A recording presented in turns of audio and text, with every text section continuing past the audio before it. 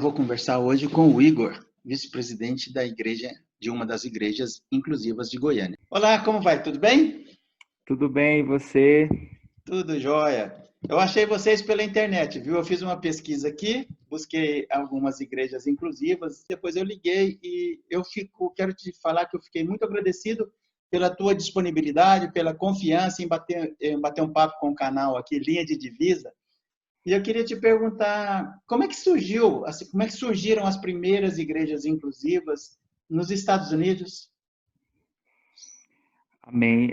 Primeiro eu quero te agradecer, Deodato, por essa oportunidade, porque não existe nada melhor do que a gente falar do amor de Deus, de ter a oportunidade de levar isso para as pessoas que foram excluídas um dia, né?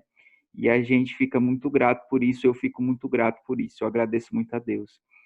Então, a história da igreja inclusiva, ela começa nos Estados Unidos, como você mesmo perguntou, devido a um período político, sociopolítico, onde houve vários protestos e tudo mais, ali pelo ano de 1968. Então, a primeira igreja inclusiva que surgiu foi a Igreja da Comunidade Metropolitana, a ICM, né? Então, a partir daí foi tendo esse movimento,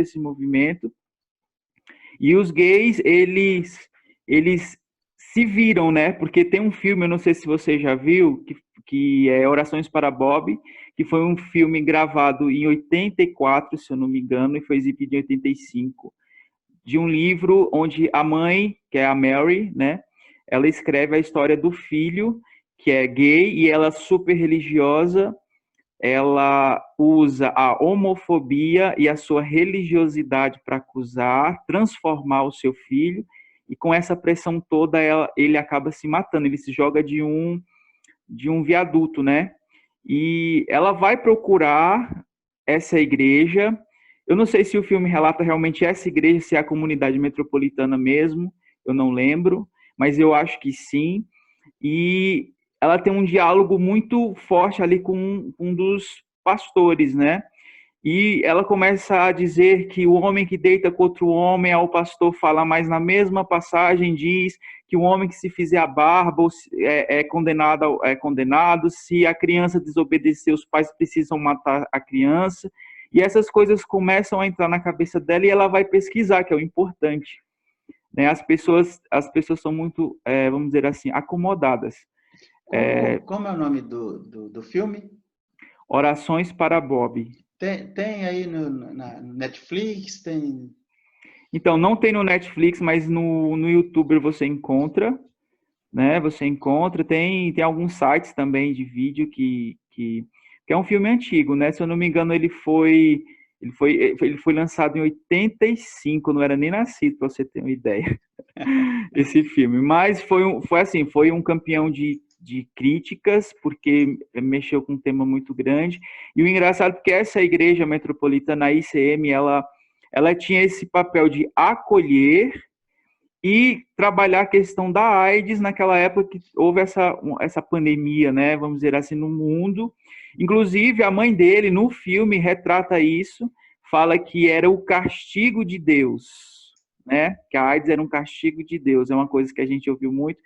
Eu vejo alguns vídeos e eu fico assim horrorizado em dizer uma coisa dessa, porque às vezes as pessoas não medem as suas palavras, mas enfim, quem somos nós para julgar, né? Então, foi justamente essa igreja que surgiu nos Estados Unidos, que deu início aí a essa obra maravilhosa de inclusão, né? Legal. Igor, me fala uma coisa, e como é que ela chegou no Brasil? Como é que chegaram as primeiras igrejas inclusivas no Brasil? Então, a primeira igreja inclusiva que teve aqui no Brasil, ela chegou em 1990, né? Foi no Rio de Janeiro que teve um pastor, o Neemias, se eu não me engano, Neemias Marim, uma coisa assim, o nome dele. E ele começou a aceitar os homoafetivos na sua igreja, só que, como era uma coisa nova, né? Então as pessoas o expulsaram, né? Houve um tempo que ele foi expulso, mas ele trouxe justamente com esse pensamento da ICM dos Estados Unidos, né? Então, ele foi trabalhando e durante esse período, a igreja dele, quando ele foi expulso, essa igreja fechou e em 2000 a primeira igreja inclusiva foi montada aqui no Brasil, foi criada aqui no Brasil, né? Então, houve todo esse trabalho e nesses 10 anos, a igreja, inclusive aqui no Brasil, só tem crescido em números, né? De pessoas procurando. E é engraçado, Deodato, porque é assim, ó, as pessoas que procuram a igreja inclusiva são justamente cristãos de berço, gays que foram rejeitados dentro da igreja tradicional, foram expulsos, tiveram que sair devido ao preconceito, à homofobia, que nós sabemos que existe, infelizmente, isso dentro das igrejas. E através desses irmãos, dessas pessoas que foram rejeitadas, houve um encontro da necessidade com, sabe, o poder de Deus, aquilo, e houve o crescimento e a procura das igrejas inclusivas. E detalhe, muitas igrejas inclusivas também héteros frequentam, né? Deus faz um mover muito grande, porque eu conheço muita mãe, muito pai que acompanha o seu filho. Tem um certo receio, tem um certo, vamos dizer assim, um preconceito, mas quando ela vai ou ele vai, ela fica admirada, porque é uma igreja como qualquer outra, né? É uma igreja como qualquer outra. Às vezes nós nos cegamos, nós permitimos que o inimigo, vamos dizer assim, ou a falta de conhecimento nos coloque uma venda. E isso que é o perigo, isso é um perigo muito grande. Então, quando a gente conhece um lugar, por isso que é bom, eu vou lá, eu vou dar uma olhada, eu vou ver como que é, né? E depois que está lá, quem faz não somos nós, Deodato, quem faz é o Espírito Santo de Deus. Se você está disposto a abrir seu coração para que o Espírito haja, que ele faça, então eu não tenho que dizer mais nada, não é Legal, verdade? muito bom. Você é arquiteto? Isso, eu fiz a faculdade de arquitetura, eu fiz em São Paulo pela FMU. Eu sou engenheiro. Engenheiro Ah, que civil. legal. Engenheiro civil. Não vamos ter rixa, tá? Que o pessoal fala que É, eles têm umas rixas, né? é verdade. É verdade. Mas me Mas fala um uma coisa. complementa. Tranquilo. A hora que eu fiquei sabendo, conversando que você era arquiteto, eu pensei, ponto, a gente vai falar a mesma língua, Sim, a linguagem da construção civil aí. Mas foi só, eu sabia que você ia tocar na brincadeira e que elas existem, mas eu queria saber, você está me posicionando, eu estou achando bem interessante, Estados Unidos, a origem nos movimentos pelos direitos civis, na década de sim. 60, depois Rio de Janeiro, e Goiânia, como é que chegou em Goiânia, especificamente a sua igreja, como é que ela chegou em Goiânia? Então, só para eu dar um adendo aí, Deodato, essas igrejas, hoje existe várias denominações, né? Mas essas igrejas que vêm crescendo, temos a Cidade Refúgio, que é em São Paulo, que já tem várias filiais, inclusive em Portugal, da pastora Lana Rode e da pastora Rosânia Rocha, que são uma bênção, foram minhas pastoras, né? Me treinaram aí nesse caminho. Tem também a Contemporânea, que também tem no Rio, tem em São Paulo, e tem outras aí, tem, se eu não me engano, Nova Esperança, a Congregação Cristã Nova Esperança, se eu não me engano, tem várias, né? Sobre Goiânia, o que acontece? As igrejas inclusivas chegaram aqui em 2012, né?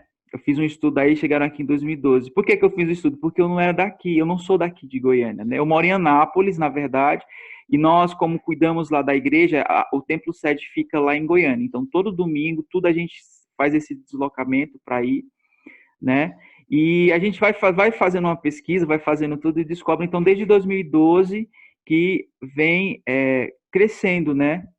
Os ministérios aqui em Goiânia. Então, temos o Ministério Vida, que é o que a gente pertence, tem a Renascer, a comunidade Renascer também, e tem outras aí que estão aparecendo. Ô Igor, achei bem interessante você, além de ser, não sei se é ministro de louvor, né? Você cuida do louvor da igreja, você cuida também da parte de comunicação.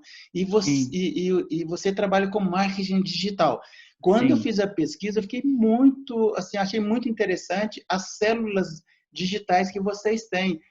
É. Aí tem o seu dedo ou já existia? Então, isso foi uma junção, né?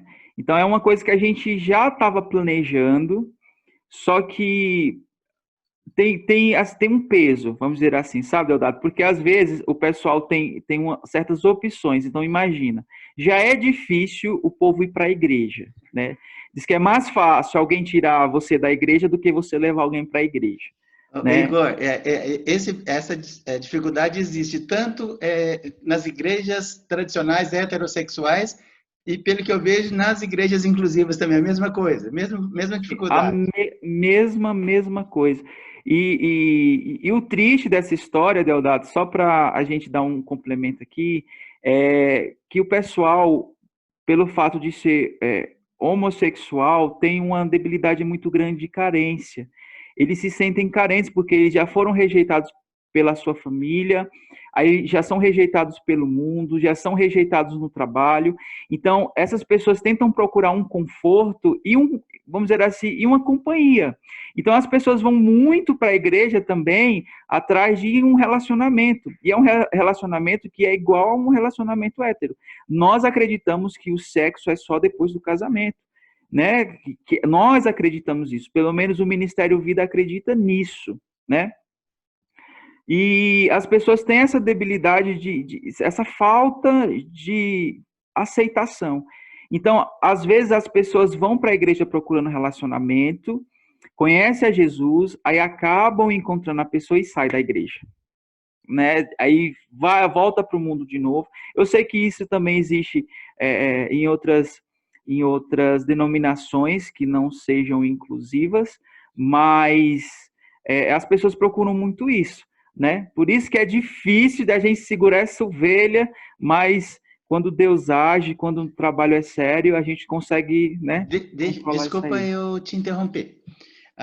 E aí, nesse vácuo aí, vocês começaram a trabalhar as células digitais, é isso? Isso, aí começamos a trabalhar as células digitais. Pela dificuldade de chegar, porque imagina, hoje em dia a cabeça de um homoafetivo, quando você fala eu sou cristão, eles já se fecham na hora. Sim. Porque o ataque é muito grande, foi assim comigo, né? Eu me senti, teve uma hora que eu falei assim, já que eu vou para o inferno, já que estão me acusando tanto, já que Deus não me ama, como dizem que me ama, e eu não conseguia compreender, houve um conflito muito grande. Eu comecei a sentir vamos dizer assim, esse desejo pelo mesmo sexo. Eu tinha 12 13 anos, eu comecei a ter essa dificuldade já. Eu comecei a tem alguma coisa estranha aí, tem alguma coisa errada aí, e eu vejo que isso foi um processo. Eu tentava de todas as formas namorar com mulheres, namorei com mulheres, teve momentos em que eu também eu transei, né? Vamos dizer a história, eu transei, mas eu não sentia aquilo que eu senti quando eu tive a experiência.